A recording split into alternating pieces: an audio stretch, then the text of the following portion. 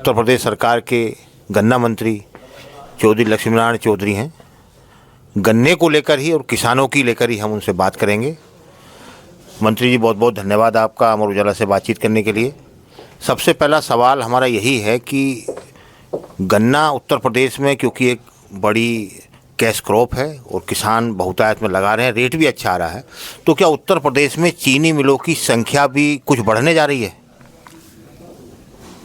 देखिए, चूँकि ज़मीन रबड़ तो है नहीं, ज़मीन तो वही है। 2017 से पहले उत्तर प्रदेश में 20 लाख हेक्टेयर में गन्ना पैदा होता था।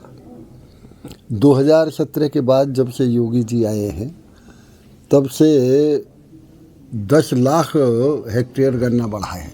30 लाख हेक्टेयर गन्ना आज उत्तर प्रदेश में होता है। और इसीलिए हम गन्ना में, चीनी में और इथेनॉल में, तीनों में प्रथम नंबर पे आ रहे हैं देश में। आज भी हमारे पास जब से योगी जी आए तब से नई मिल भी हमने बनाई हैं, जो बंद पड़ी थी वो भी हमने चलाई हैं, कैपेसिटी बढ़ी हैं। कुछ में इथेनॉल प्लांट लगे हैं, 38 फैक्ट्रियों में इथेनॉल प्लांट एक्स्ट्रा में लगे हैं। तो वो उसी की वजह से और गन्ने की डिमांड बहुत ज़्यादा हो गई है। फिर भी आज भी मेरे पास 3 प्रस्ताव नई चीनी मिलों के पड़े हुए हैं। अब देखना ये है कि हम उतने गन्ने की पूर्ति हो पाएगी या नहीं, इसलिए उस पर विचार करके ही हमने उस पर डिसीजन होगा। अच्छा, प्रदेश में कुछ गन्ना समिति ऐसी भी हैं जो बहुत घाटे में चल रही हैं। लोगों का कहना है कि जो कर्मचारी थे उन कर्मचारियों को वेतन के भी कभी भी संकट पड़ जाता है। तो गन्ना समितियों का जो घाटा, उसे दूर करने के लिए आपका क्या मास्टर प्लान है?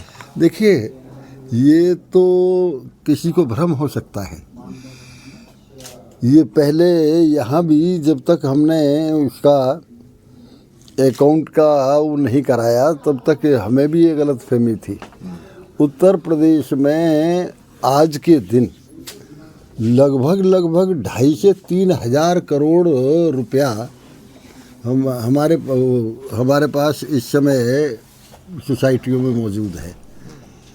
तो हमारी सोसाइटियों में कहीं भी तनख्वाह का अभाव नहीं है। हमने तो अब मैंने सारी सोसाइटियों को रीमॉडलिंग के लिए या जिन पे अपनी बिल्डिंग नहीं है उनको नई बिल्डिंग बनाने के लिए सबको अलॉट कर दिया है।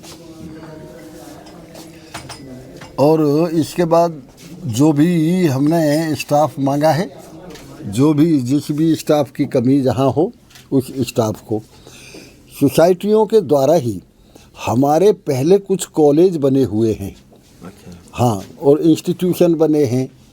उन कॉलेजों को भी हम अब रीमॉडलिंग कर रहे हैं और उन कॉलेजों की स्थिति भी और सुधार रहे हैं। और नए कॉलेज बनाने के लिए हमने 5-6 डीएम को लिखा है, प्रस्ताव लिखा है कि हमको यदि मुफ्त ज़मीन दे दी जाए तो हम नए कॉलेज भी उन सोसाइटियों से बना देंगे। तो हमारी गन्ना सोसाइटी तो बहुत प्रॉफिट में है इस समय, कोई लॉस में नहीं है। अच्छा, दूसरा एक पश्चिमी यूपी से, क्योंकि गन्ने की सबसे बड़ी बेल्ट वही है, वहाँ से शिकायत है कि गन्ना जो पुराना उसमें रोगीला हो गया गन्ना।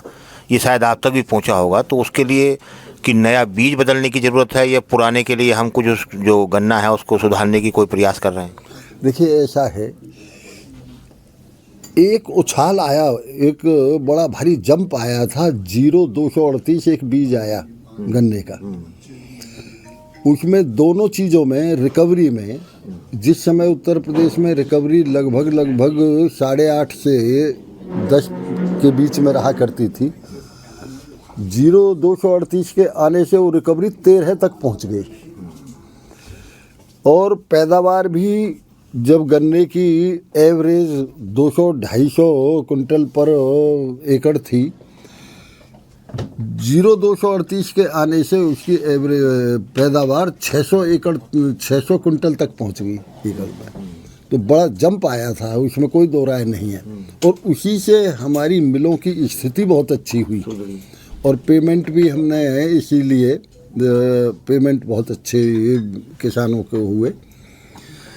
आज जो स्थिति है वो 238 में रोग आया है और हमने एडवाइजरी जारी की है कि इसको न लगाया जाए, लेकिन फिर भी अभी भी कल लगभग 35% गन्ना पहले से आज नहीं 35% गन्ना आज भी 238 है, लेकिन उन जगहों पे 238 में पूरब में रोग है, यहाँ पश्चिम में अभी कुछ जिलों में रोग नहीं है। उसकी जगह पे नए बीज हमने ईजाद हुए हैं, हरियाणा से भी मंगवाए हैं, पंजाब से भी मंगवाए हैं, और हमारे भी जो रिसर्च सेंटर हैं मुजफ्फरनगर में हैं, शाहजहाँपुर में हैं, उनसे नए बीज हमने भी निकले हैं, उन्हें दिए हैं। क्योंकि बीज हमारा जो सर्टिफाइड हो पाता है किसान को देने के लिए, वो ईमानदारी से कम 5 और 6 साल में हो पाता है, क्योंकि 2-3 साल तो लगातार रिसर्च सेंटर ही उसको करता है। अच्छा, फिर हम कुछ गिने चुने किसानों को देते हैं और फिर वो जब उनका बीज बढ़ जाता है तब फिर वो डिस्ट्रीब्यूट करना शुरू करते हैं, तो कोई भी नया बीज 5 साल से पहले नहीं आ पाता है।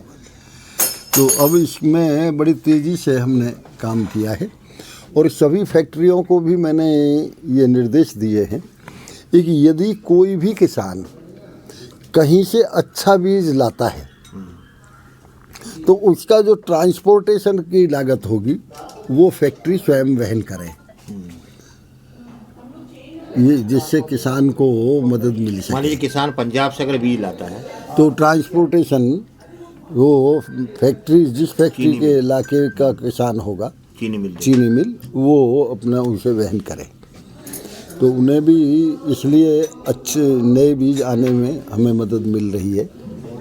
अभी तो पेराई सत्र चल रहा है। हाँ, कब तक है? अब देखिए, पेराई सत्र तो हमारा वैसे तो जून तक चलता है, लेकिन किसी भी जहाँ गन्ना कम होता है, कोई फैक्ट्री मार्च में भी बंद होती है, कोई अप्रैल में बंद होती है, कोई मई में बंद होती है। वैसे आम तौर से ये कर दिया है मैंने, एक ज़िले में जितनी फैक्ट्री वो हैं शुगर मिल हैं, उनमें डिस्ट्रीब्यूशन इस हिसाब से हमने किया है वो उनमें 15 दिन से ज़्यादा अंतर ना हो बंद होने में। तो ये है कि जब तक किसान का गन्ना खड़ा है तब तक चीनी मिलें चलती रहे। जितना गन्ना है लगभग इस समय 30% गन्ने की पेराई हो चुकी है। अगर आप ये वीडियो YouTube पर देख रहे हैं तो हमारे चैनल को सब्सक्राइब कर बेल आइकन दबाएं, और Facebook पर देख रहे हैं तो हमारे पेज को लाइक करें।